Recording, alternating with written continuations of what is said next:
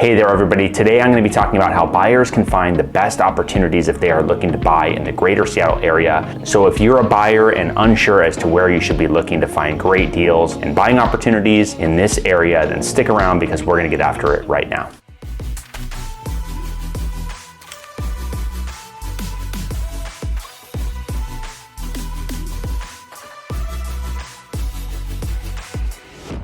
Hey there, I'm Jordan Reeder, your Seattle area real estate agent, and every week I drop content about everything that you need to know about moving to or living in the greater Seattle area. Now, a lot of buyers have been sitting on the sidelines for a number of reasons. Interest rates are much higher than they've been in the last few years. There's talk about a recession because of the interest rate hike cycle from the Fed, and the stock market has been correcting over the last few months. So if I could describe this market in one word, that word would be uncertainty. And with uncertainty comes inaction. The current mentality for both buyers and sellers is, let's just sit on the sidelines for a bit and see where things go. But as we all know, in life, sometimes there are circumstances where we have to take action. We might have to move for a job opportunity, or we can't push back that due date if you're expecting a child. Now, these are just events that you don't have a ton of control over. So sometimes you can't let the real estate market and general economy stop you from living your life. So if you are in one of these situations, let's take a look at what good opportunities have come out of this recent economic storm and make some educated decisions on which direction to take. Now, before we jump into where some of these opportunities exist in real estate, let's talk about why the time is now. So here are two reasons why I believe it is a great time to buy right now. So number one, inventory. So let's look at some quick inventory numbers in King County, which is the largest county here in the Pacific Northwest. In July, there were 2,433 single-family homes listed on the MLS and 534 townhouses and condos listed on the MLS. So that's close to 3,000 housing units that were available to buy. Now let's compare this to the same time last year. In July of 2021, there were 858 single-family homes listed and 451 townhouses and condo units listed on the MLS. So in 2021, there were about 1,309 total units available to check out, whereas today we are sitting at close to 3,000. So that's a 100% increase in inventory. You have twice the amount of inventory to look at that you did back in 2021. Now, you might be a newer buyer and don't have any of those scars and bruises from bidding wars and lack of inventory like we did in 2021. But the point is, finding a house that meets your criteria in an area that you want to live in is 2 times easier to find. If living in the greater Seattle area is your goal, then now is the time. Once rates come down to a reasonable level, inventory could begin to shrink up again in the coming years. I'm not saying it's going to be immediate, but it will happen. If you are a buyer and you have been hesitant to jump in, my advice is simply to engage with your realtor, go out and look at some houses and see what's out there. You don't have to buy, but at least you can see if there are some unique opportunities that simply weren't there over the last few years. Now, I just completed a market update for Seattle area or King County for July of 2022. I'm going to link that up right here, so check it out. It's definitely worth a look if you want to get a better idea as to what's going on in the market right now. So the second reason why it's a great time to buy is there's less competition. Now, many of you may be thinking, well, if other people are sitting on the sidelines, shouldn't I be too? If buying an asset like a house is something that you're doing for the long term to be able to build up some equity and stop throwing away money on rent, then now would be a really great time when there's less competition. To give you some numbers here, the best way to measure competition is existing home sales. In July of 2021, there were 3,973 single family and condo townhouse units sold. So in July of 2022, there were 2,424 single family and townhouse condo units sold. So that is 1,549 less units sold than last year. You can start to see why right now is a great time to buy.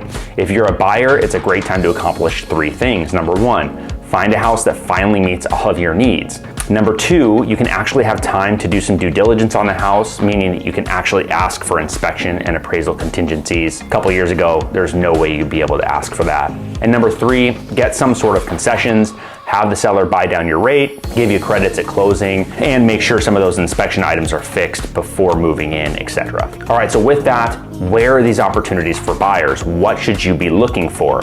Now let's jump into the list that's going to help you uncover some of those opportunities in today's market. So strategy number one, and this is the days on market play. So go look at some property that has been sitting on the market for 30 or more days. There's a reason why it's sitting. Find out why and try to lock up a good deal. Strategy two, look at property that may need some TLC and negotiate a longer close. So this is going to allow you to determine a budget and scope for any projects that you want to start and be able to set up contractors to hit the ground running as soon as you decide to close. Strategy three, look for property in less expensive zip codes that are in great school districts. So as an example, certain areas of Renton, Washington share the Issaquah School District, which is one of the most sought after school districts in the Pacific Northwest. So if you can find a house in one of those pockets, this would be a great opportunity. Strategy number four, look at property with one or more price reductions. So it's being reduced for a reason. Present a fair offer and work with the seller to get it under contract. Strategy five, for those looking for new construction, locate new construction communities with more than one house being built. So preferably with 3 to 5 total units.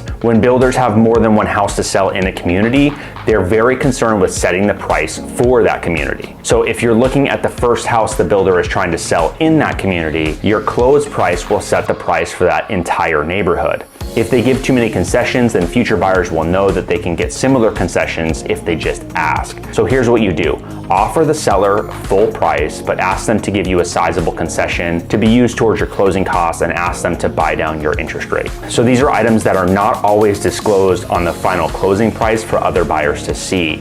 So once the deal is closed, the builder will typically just show that the property sold for full price, even though they did actually give sizable concessions to the buyer. So this means that they still got a deal done and they set the price for the rest of the community, and in this case, full price. So why would a builder do this? Well, it's simple. NAHB, or the National Association of Home Builders Confidence Index, is sitting at a 49 out of 100. And this means that builders, they're just not too confident about being able to sell their product over the next 6 months. For reference, in January of 2022, the index was sitting at 83 out of 100, and that has fallen down to 49 in just 8 months' time. So it's worth it for them to take an offer that on the surface shows full price, but in reality, they are giving a bit away to secure the deal. So strategy number 6, have your agent pull a list of back on market properties. So this is a great list. You'll be able to find buyers that had to back out for any number of reasons, including getting cold feet, job loss, or some other event that forced them to back out of the deal. So their loss could be your gain in this situation. Have your agent find out exactly what happened to the other buyer and structure your offer to create a win-win for everyone involved.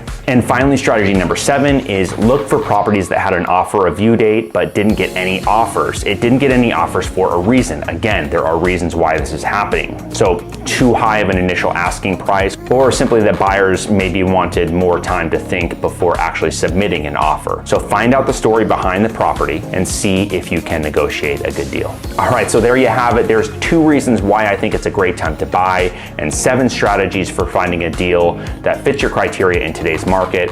I hope this video was helpful. If you are looking to move to the greater Seattle area or already live here and want to connect, I'm putting my contact information right here. So if you have any questions, feel free to reach out anytime. My goal is really to bring you great real estate content each and every week and to be your resource for all things real estate here in the Seattle area. And with that, now that you are an expert at finding a good deal here in Seattle, be sure to watch this video next where I will go over a real estate market report for July of 2022, specifically for King County here in Seattle. Again, thanks for watching and I'll see you on the next one.